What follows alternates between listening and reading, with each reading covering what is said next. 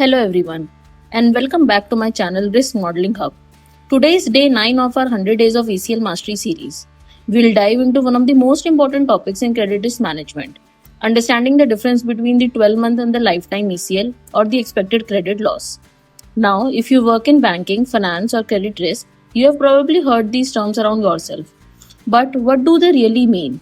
And more importantly, how do they affect the decisions your organization makes every day? Well, that's exactly what we are going together to explore in this session. We'll break down these concepts into simple, easy to understand language so you can grasp not just what they are, but why they matter.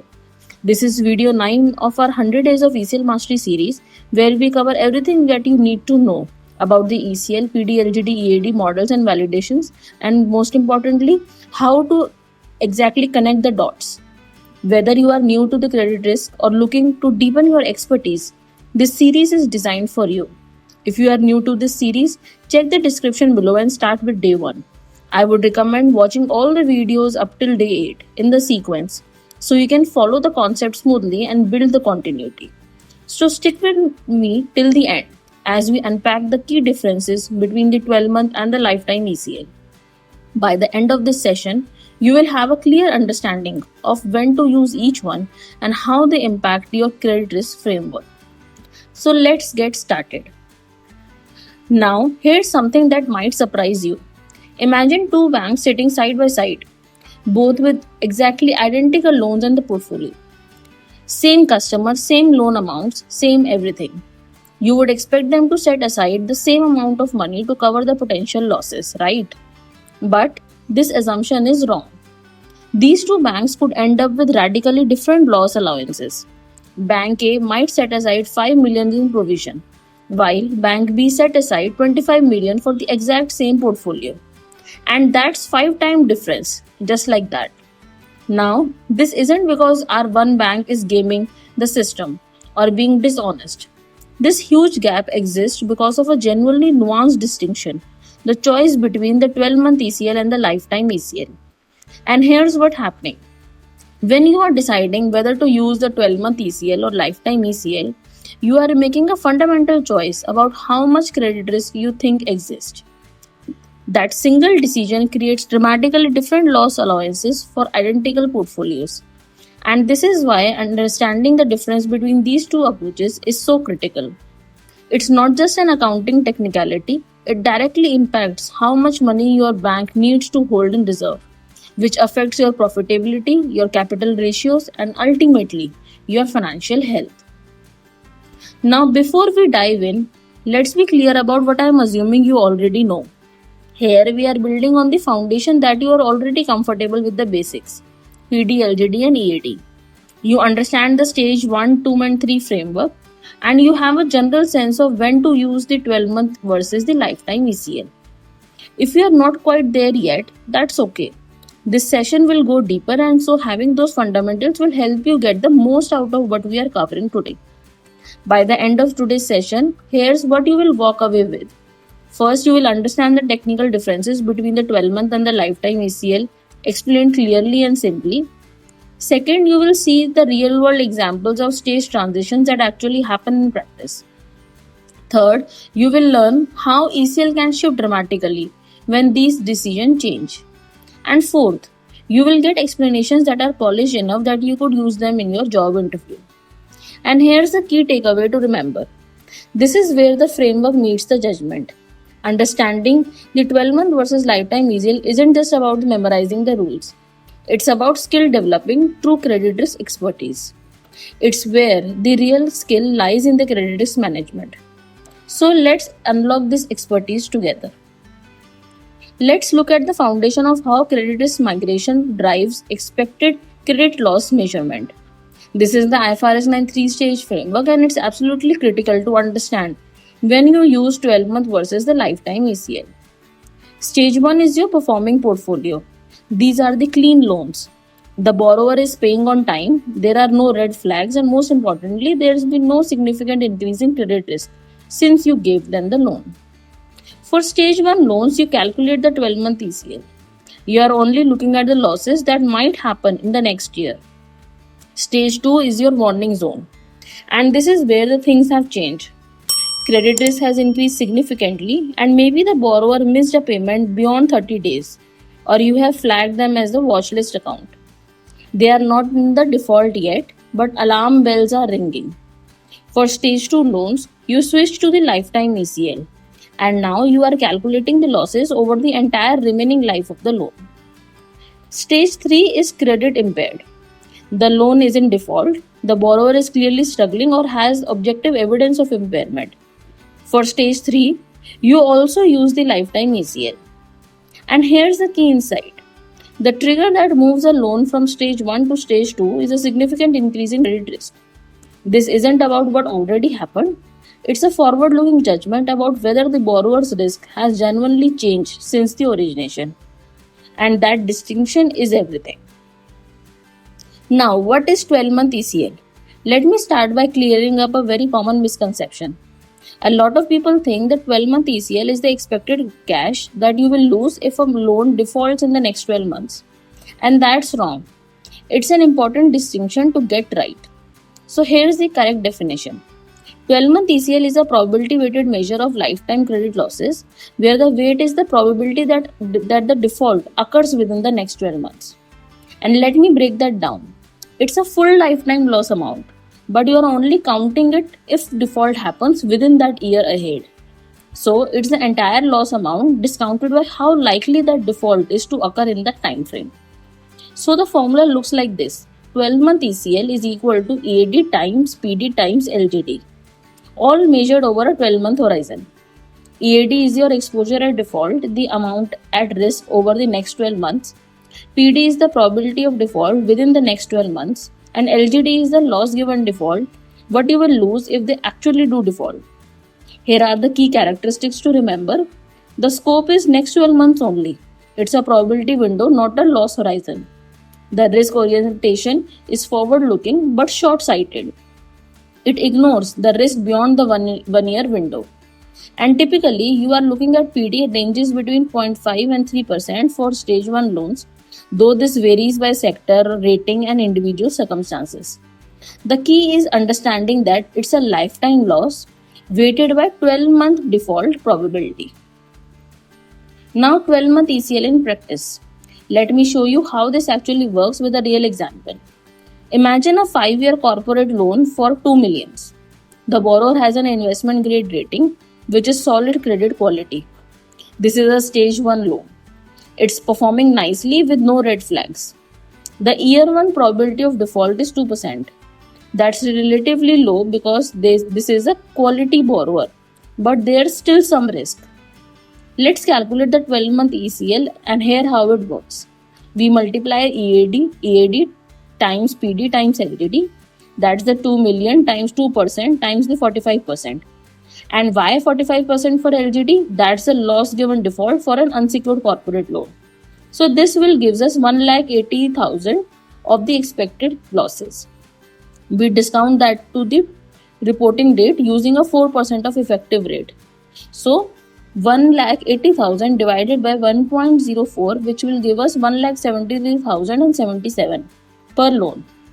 So the 12-month ECL provision for this loan is 1,73,077. And here's the critical insight, and that is important.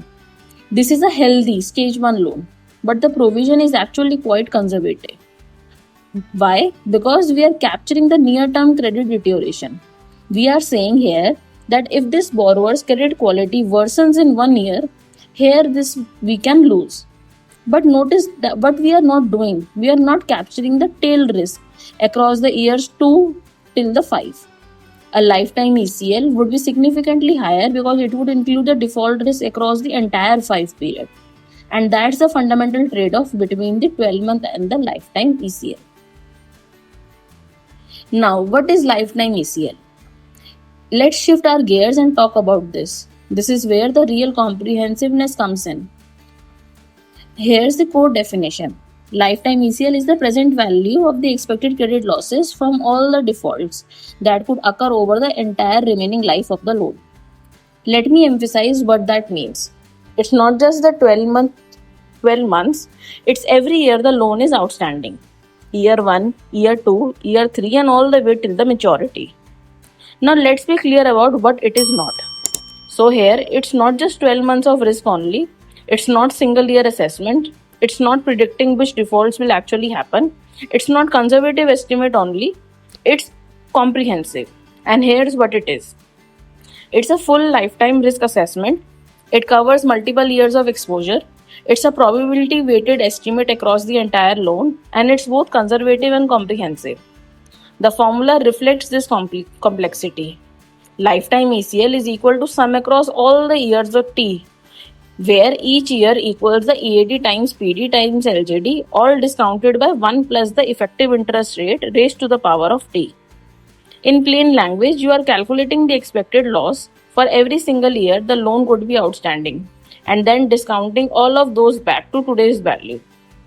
And here's the key takeaway. Lifetime ECL is typically 5 to 10 times higher than the 12-month ECL. Do you know why? This is because you are capturing the full credit curve and not just the near-term risk. You are looking at the complete picture of what could go wrong over the loan's entire life. And that's why the choice between the 12-month and the lifetime ECL has such a massive impact on your provisions. Now let's see the lifetime ECL in action with a real corporate loan. This is a 1 million corporate loan with a 5-year term. The borrower has an investment grade rating, but here's the key detail. They are now 35 days past due. They have moved to stage 2, and that's a significant increase in credit risk. The current balance is 8,50,000 and the LGD here is 35%. Now let's see what happens when we calculate year by year. So let's first focus on year 1. Here the exposure is 8,50,000, PD is 1.2%, and we get an expected loss of 3,570. And after discounting, we get 3,433 in present value. So I'm leaving the calculation up to you. Now in the year 2, the loan balance drops to 6,80,000 as the borrower pays down the principal. PD rises to 2.1% because credit risk is deteriorating. Expected loss is 4,998, and to this the present value becomes 4,622. Similarly, you can see for year 3, 4 and 5. When we sum all 5 years of the discounted losses, we get a total of the lifetime ECL of 18,123. Now here is a critical comparison. If you see, the 12-month ECL for the same loan was only 3,433, just the 1 year piece. The lifetime ECL, if you see, the calculated one is 18,123, and that's a 5 times difference. We are now capturing the tail risk across years 2 till 5. We are reflecting that credit quality continues to deteriorate over time, and we are fully provisioning for the entire remaining life of the loan. And this is why moving to stage 2 has such a dramatic impact on the provisions. Now let's understand the stage transition. Let's understand what will happen when a loan moves from stage 1 to stage 2. And this is where the rubber meets the road. The scenario is that a large corporate borrower in a stressed sector sees the debt to EBITDA spike, dismiss a payment by 35 days, and that's a SICR. So the loan moves from stage 1 to stage 2. So basically, before the transition in stage 1, we are calculating the 12-month ECL, and the calculation was simple, like we have seen. So the provisions came out to be 67,500. But after the transition, the loan moves to stage 2, and now we are calculating the lifetime ECL across the remaining 4 years. The calculation here is more complex, like multiple years, rising probabilities of default and discounting. But what's the result? The result is that the provisions come out to be 4,80,000. Now let's look at the P&L impact. The previous provision was 67,500, but the new provision came out to be 4,80,000, and that's an increase of approx 4,12,500. Basically a higher jump. And this is not a small accounting adjustment, this is a material hit to the profit and loss statement. So here is the critical insight for an interview. When a loan moves from stage 1 to stage 2, you are moving from 12-month ECL to lifetime ECL.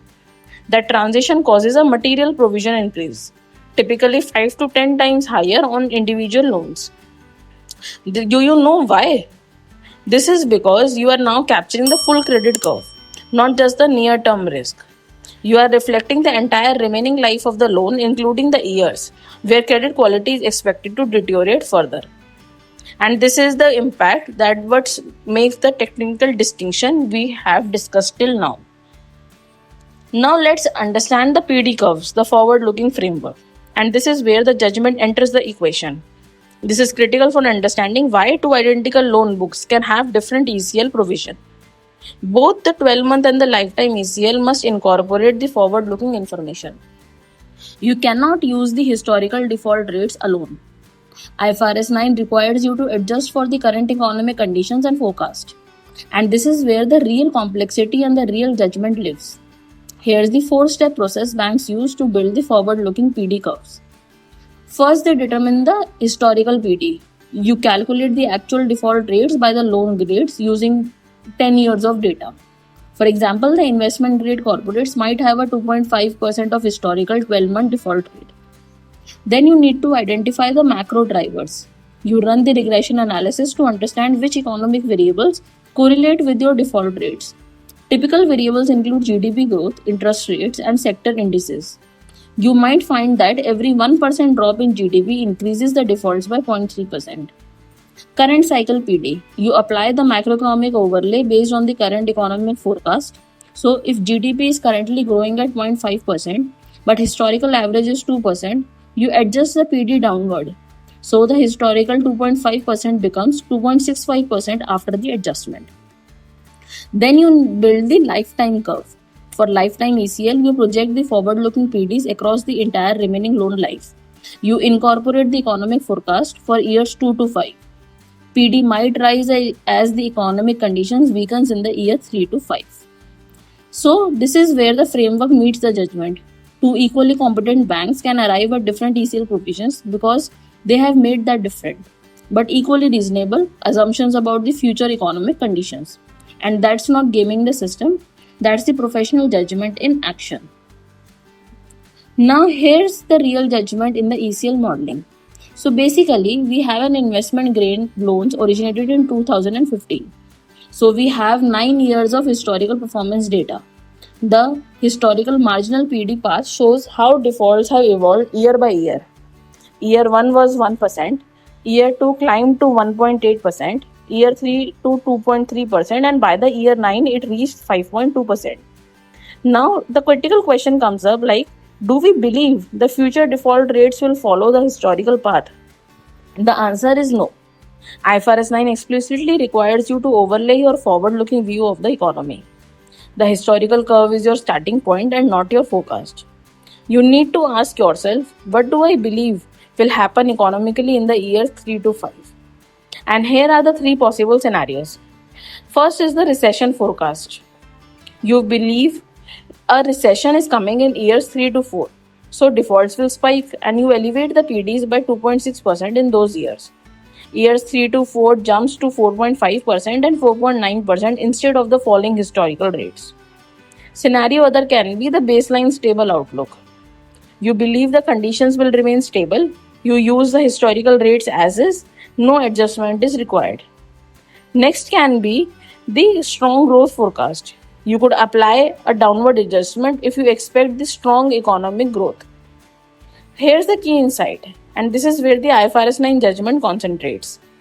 Two equally competent risk managers can look at the same historical data and build different lifetime PD curves based on their legitimate economic outlet. Your answer to this is that what will happen economically directly determines your lifetime ECL provisions. And that's why two banks with identical loan books can have radically different loss allowances. They have made different but equally defensible assumptions about the future economy. Now let's understand a 10 million SME mortgage portfolio. Let me bring this all together. A bank has 10 millions in SME mortgage, 20 loans, average size of 5 lakhs each. All are 10-year terms, all stage 1, all in the retail sector with real estate collateral. The assumption is that the historical 12-month PD for this segment is 1.8%, but the bank applies a macro adjustment for inflation risk of plus 0.3%, bringing the current 12-month PD to 2.1%. Loss given default is LGD is 45% because there are secured mortgages, and average exposure per loan is 4,50,000 after the scheduled payments. So first step is that you need to calculate the 12-month ECL. Once you calculate, you get 94,500 in provisions, and that's straightforward. So basically, it's the near term risk only. Next step is to determine the lifetime ECL across the 10 years. You look at the adjustment lifetime PD curve. The bank has built a forward looking curve starting at 2.1% in year 1 till the 3.2% for year 5 to 10, where it gets plateaued. This reflects their view that the credit quality will gradually deteriorate over the decade. And when you calculate the full 10-year lifetime ECL across those years with the declining exposure, you get 9,88,778. Lifetime ECL is 9.2 times higher than the 12-month ECL. And do you understand why there is such a massive difference? This is because that you are capturing a full decade of credit deterioration. Years 2 to 10 compound the risk. The exposure declines as the borrowers pay down their mortgages, but PD rises as the portfolio ages and the credit quality weakens. And this is the real world magnitude of the 12-month versus the lifetime ECL decision. Now let's see what happens when real economic stress hits a portfolio. Here's the trigger event. Retail sector conditions deteriorate. Inflation persists. Economic growth slows. Within the bank's SME mortgage portfolio, 3 loans miss payments by more than 30 days. 6 additional loans show covenant violations, and this is a clear signal of significant increase in credit risk. The bank's decision is move 9 loans from stage 1 to stage 2. So before migration, the total loss allowance across these 9 loans was 94,500. All were stage 1, so all were using the 12-month ECL. One loan had a provision of 94,500. But after the migration, the same 9 loans now have a recalculated provision of 4,46,700. Now they are stage 2, so they are using the lifetime ECL. One loan now has 3,90,000 provisions alone, more than 4 times higher. And look at the PNL impact. Previous allowance 94,500, but new one is 4,46,000. And that's a very high increase in just a single quarter. But this is not just a gradual deterioration. This is exactly why stress transitions are audited so intensively. Because you have moved from measuring near-term risk only to measuring the full remaining life of the loans. And that's why audit is important here. You are capturing what could go wrong across the entire decade these mortgages are outstanding, and not just the next year. And this is why 2 banks with identical loan books can report radically different loss allowances. When economic stress hits, stress transitions create material PNL volatility exactly when banks are under the most scrutiny. Understanding these dynamics is essential for credit risk professionals. Now let's understand the common practical issues in the ECL modeling. Let me show you where these banks actually trip up when building the ECL models. First is the confusing marginal versus the cumulative PD. Some banks build lifetime curves using the marginal default rates, the probability of default specifically in that year. Others use the cumulative rates, the total probability of ever defaulting by year end. And these are fundamentally different numbers. So for example, marginal year 3 PD might be 2.3%, the chance of defaulting in year 3. But the cumulative year 3 PD might be 6.8%, the total chance of defaulting anywhere from year 1 through year 3. If you mix these approaches, lifetime ECL explodes or collapses unexpectedly. So for this, the solution is that be explicit with your model developers about which methodology you are using. Document it clearly and ensure that lifetime ECL matches year 1 the components. Next is the macro overlay inconsistency. Banks often apply a macro overlay to 12-month PD, say plus 0.3% for inflation risk. But then they forget to apply that same overlay consistently to lifetime curve, or they apply it unevenly across the years. This creates logical reconciliation gaps where year 1 of lifetime ECL doesn't match the 12-month ECL. For this, the solution is that you need to apply macro overlay systematically across the entire curve.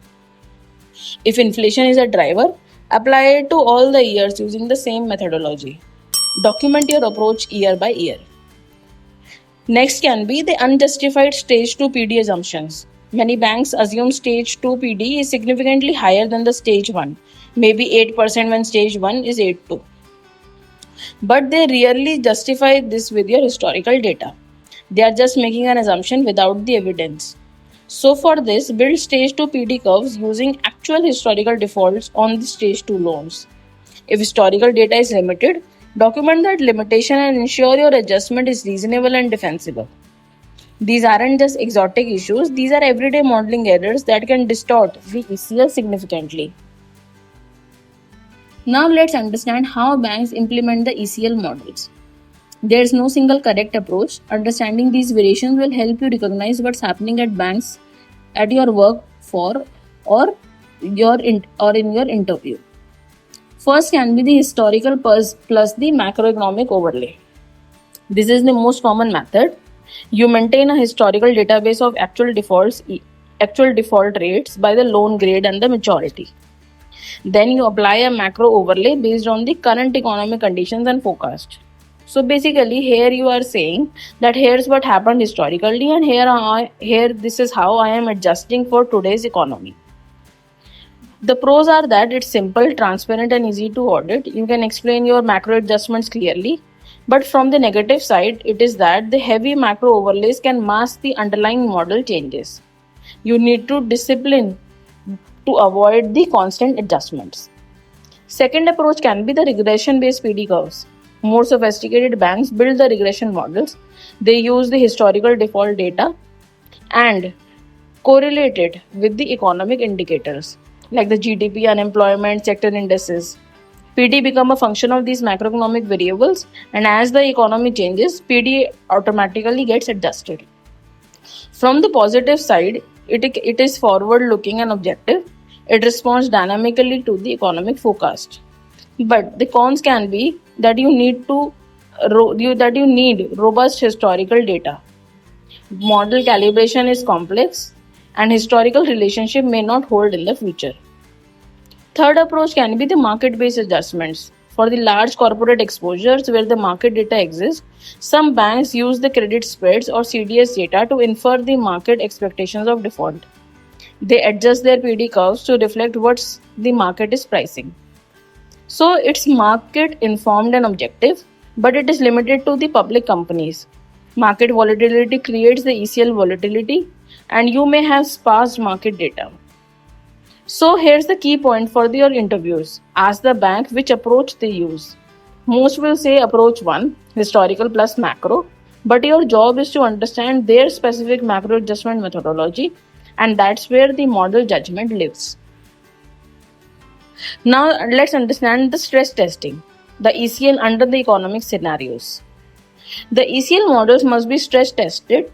Auditors will ask exactly what you are seeing on this slide. How do provisions change if the economy contracts? And what if the unemployment spikes? And this is where the management truly understands the ECL sensitivity. So let me show you the 3 economic scenarios applied to 10 million of the portfolio. The base case, the GDP grows to 2.5%, unemployment holds at 5%, interest rates stay current, sector outlook is stable, and stage 1 provisions are 0.095 million. Stage 2 is 0.042 million and the total comes up the 0.137 million. And this is your baseline.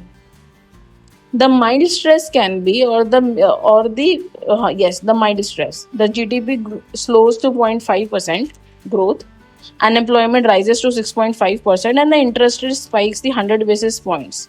The sector outlook turns moderate headwinds, and now the 12 to 15% of the portfolio migrates from stage 1 to stage 2. Stage 1 provisions drop to 0.089 million, but stage 2 provisions jump to 0.180 million. The total is now 0.269 million, and that's a 96% increase. The severe stress, the worst scenario. The GDP contracts by 2%, unemployment hits 8%, and the interest rate rises 200 basis points. The sector outlook is severely depressed, and now this 20 to 25% of the portfolio migrates to stage 2. Stage 1 provisions jump to 0.425 million, stage 2 to 0.425 million, and the total reaches to 0.497 millions, a massive 263% of increase.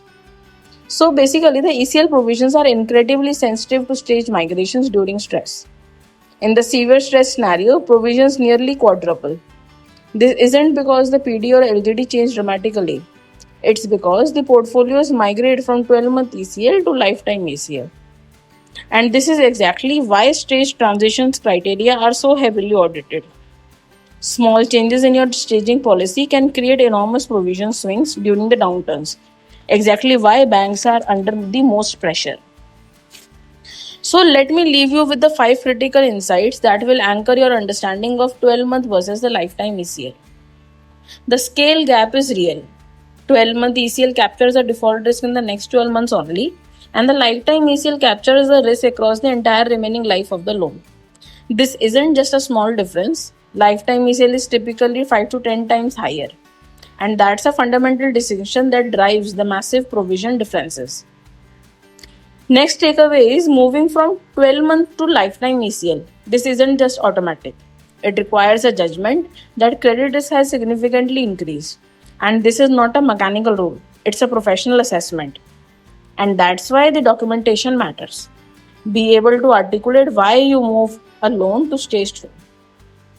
The third takeaway is that you cannot use the historical default rates alone. IFRS 9 requires you to incorporate the macroeconomic forecast and current economic conditions. And this is where two equally competent banks can arrive at different ECL provisions. Their economic outlook differ. Both can be correct if they are reasonable and documented. Fourth takeaway is that when loans migrate from stage 1 to stage 2, the provisions jump materially, typically 5 to 10 times higher per loan. This isn't an error, it's the expected consequence of switching from 12-month to lifetime ECL. So basically in interviews, this is your key talking point for explaining the provision's volatility. The next takeaway, the fifth one, is that this is where the true ECL expertise lives. The PD curve, your assumptions about how the default probability evolves across the loan's remaining life, is where the judgment concentrates. Two banks with identical loan books can have radically different ECL because they have made different but equally defensible assumptions about the future economic conditions. So, mastering these points, and you can hold a credible ECL conversation in your interviews. So, now let me consolidate what you will make the credible one in your interviews or discussions. First, you should have a conceptual understanding. Be able to define the 12-month versus the lifetime ECL in simple plain terms without relying on the formula. Explain what is SICR, what exactly it means, describe how stage transitions work mechanically, and most importantly, articulate why lifetime ECL is inherently higher than the 12-month ECL.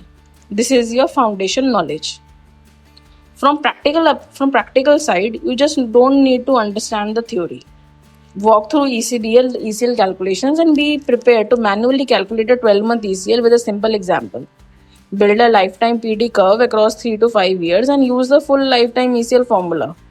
Show how the stage migration impacts the provision. Practice this until you can explain it without hesitation. Forward-looking adjustments. And this is where the sophistication shows. Explain how macro overlays work on the PD curves. Distinguish between through the cycle and point-in-time PD and describe how economic forecasts flow into the ECL. Walk through an example so that the interviewer can understand your explanation. Judgment and documentation. Recognize that the ECL is inherently a judgment exercise, especially around the PD curves. So discuss why documentation matters for auditors. Identify common pitfalls, marginal versus cumulative PD, inconsistent macro overlays. Explain why two banks with identical loan books can have different ECL provisions legitimately. And here's the classic interview question that you will face. Walk me through the difference between the 12-month and the lifetime ECL. When would a bank use one versus the other? So you should answer structurally. Start with definitions and not formulas. When each applies, stage 1 versus stage 2. Give a concrete example. Forward looking adjustments you need to understand, and then close with that this is where the ECL judgment lives when you get complete with your explanation. Now, two banks can have different provisions with the same portfolio that we have understood, and you can also explain them or demonstrate them during your interview. Confidence only comes from understanding that's why behind ECL and not just memorizing the definitions. So I hope that you have cleared your all the doubts. Now let me leave you with the most important insight from our entire session. So when you are in your interview, they would ask you to explain the difference between these two. Like I said, don't just recite the definitions. You can tell them that the 12-month ECL captures a near-term credit deterioration for healthy loans. Lifetime ECL captures the full credit curve and is triggered when a loan shows the material weakness. The transition between them is where the provisions jump, and that sensitivity to economic conditions is exactly why stress testing matters. This expertise, that like understanding where the PD numbers come from, how forward looking adjustments work, why banks stress test, and what separates the senior professionals from those just reading the textbooks, that's what makes you credible in your conversations. So, in the next video, we'll be moving to the real examples, and I'll walk you through an actual ECL calculation step by step using the data. You will exactly see how the 12-month and the lifetime ECL translate into the actual provisions that banks report. And if this series is adding any value to your learning, please subscribe to my channel Risk Modeling Hub and stay tuned for all the videos in the series. Turn on the notification bell so you never miss an update. And if you have any questions, feel free to drop them in the comments below. I would love to hear your feedback on today's video as well. And also, if there is any topic that you would like me to cover in the future videos, please let me know in the comments. So, thank you for watching today's video, and I will see you in the next one. Thank you.